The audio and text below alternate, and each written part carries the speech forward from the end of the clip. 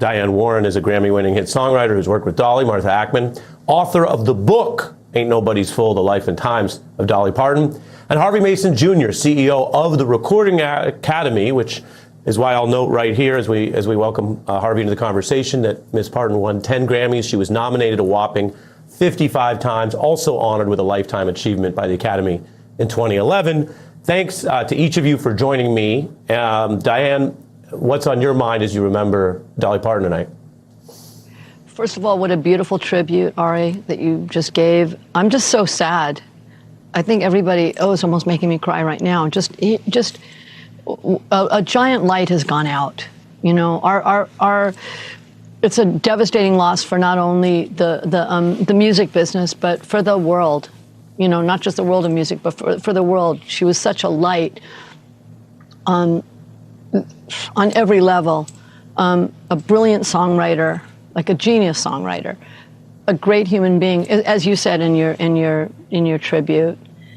I'm just feeling sad. I think literally the world is sad right now.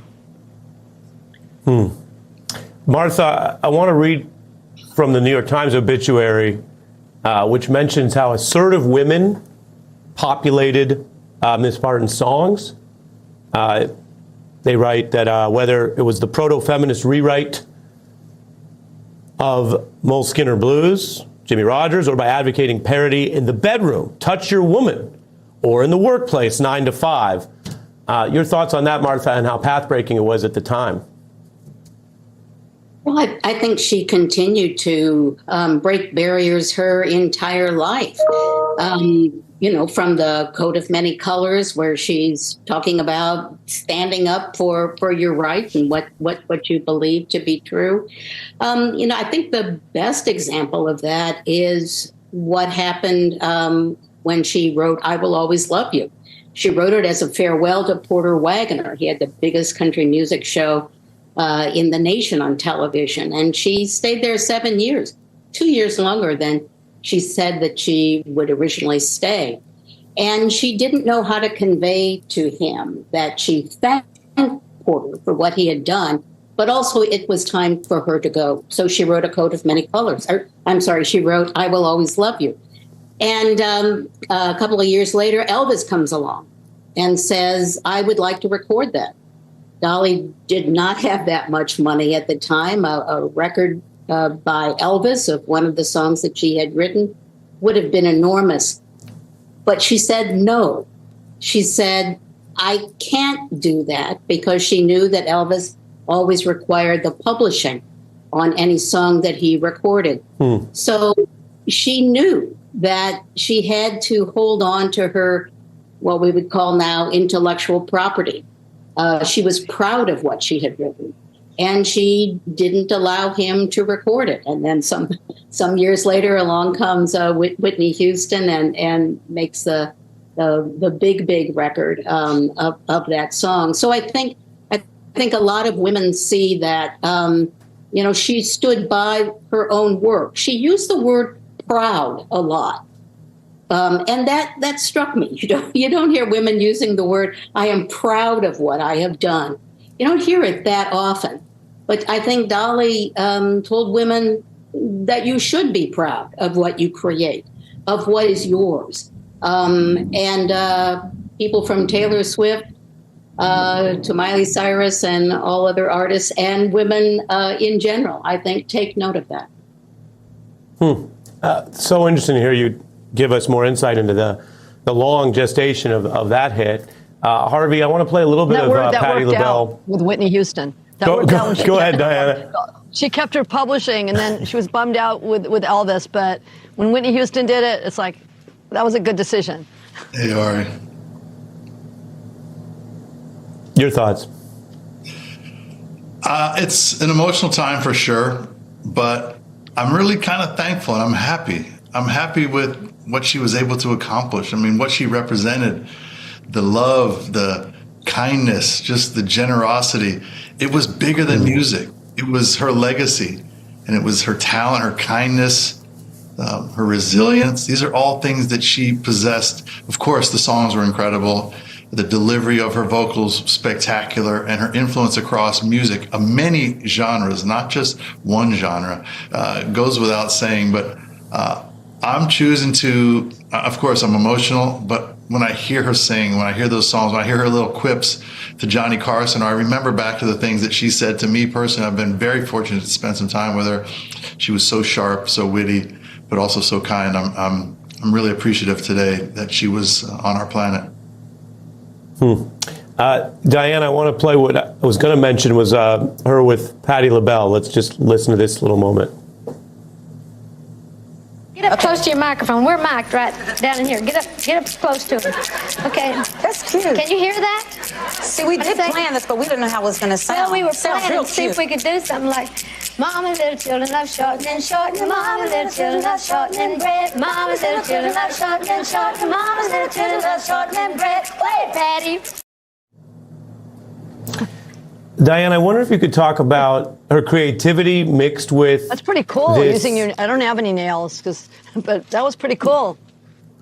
Well, that's what I want to ask you, the femininity, the way that she was herself, but also a constructed self, because she was so talented and smart and a writer, but feminine Yeah. and sexy, and then also taking on the workplace. What did Yeah. that feel like at the time, and your thoughts? I mean, there's nothing Dolly Parton couldn't do. I don't think being a woman held her back. I don't think she ever got the memo that I can't do that because I'm a woman.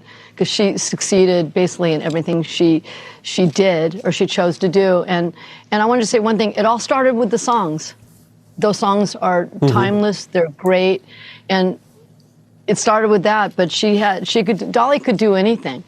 You know, nothing would hold her back. And I heard she was working right up until this happened, because nothing stopped her.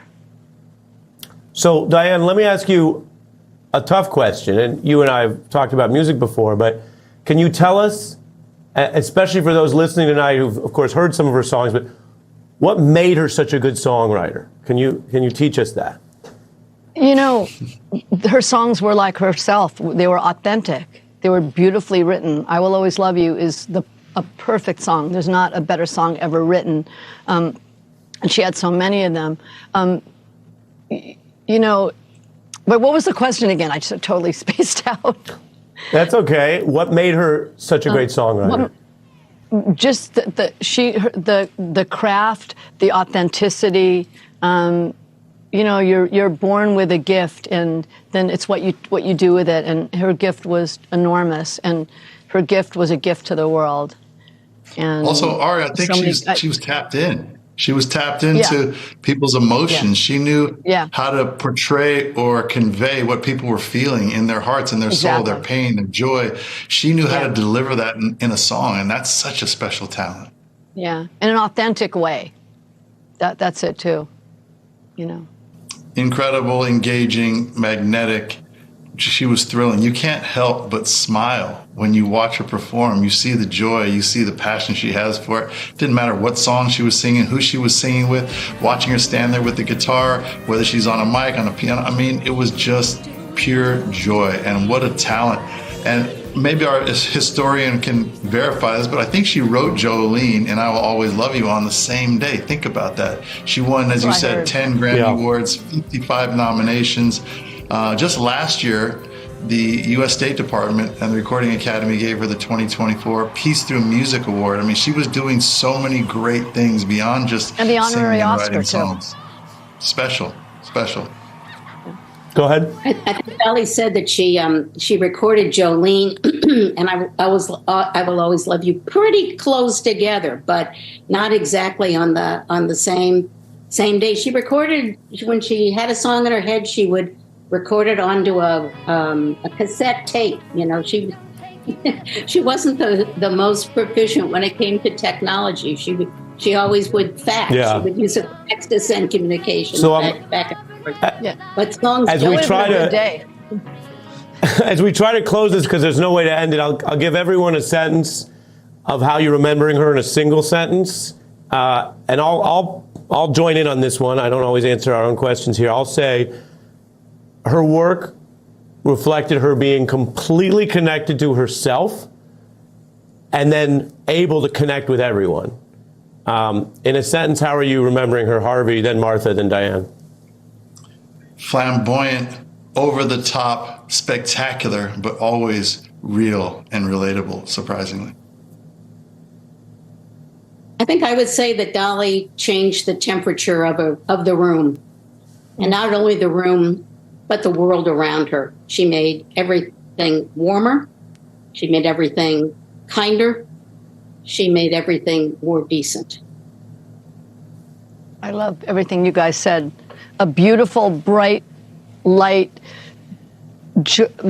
joyful, positivity, a brilliant, brilliant songwriter whose songs will, live for hundreds of years. These songs will be around forever, even though, sadly, she's gone. But the songs will remain, and we need that light more than ever in the times we live in. And I agree. The only thing we could agree on is Dolly Parton. With a divided world, who didn't love Dolly Parton? And we will always love her. Yeah. We will always love her.